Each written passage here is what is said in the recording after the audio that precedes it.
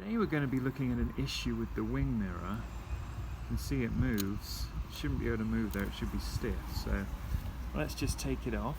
You just pop off the glass with a tool like this.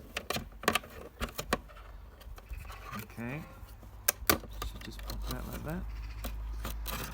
Okay, there's the part number. Yes, we can see a piece seems to have broken off.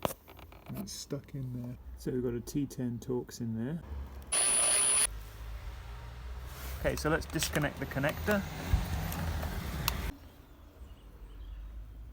And look what we found inside.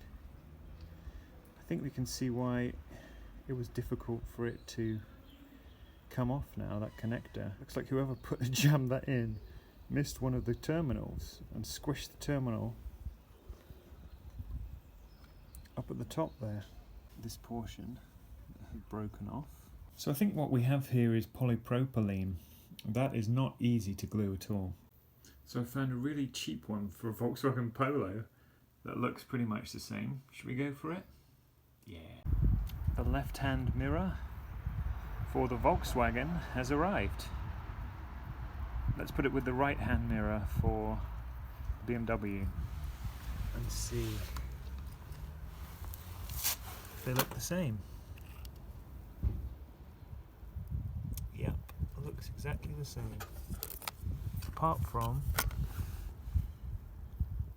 this sticky out bit on the top, but we can just swap these back covers over and it should all be good, hopefully. Yeah, they look identical under the cover as well. So when you're putting it back, remember that the top is pointing at 12 o'clock, which means you're going to have the white pieces at 12 o'clock and also at 3 o'clock. So let's do a test on the mirror actuator to see if it is working.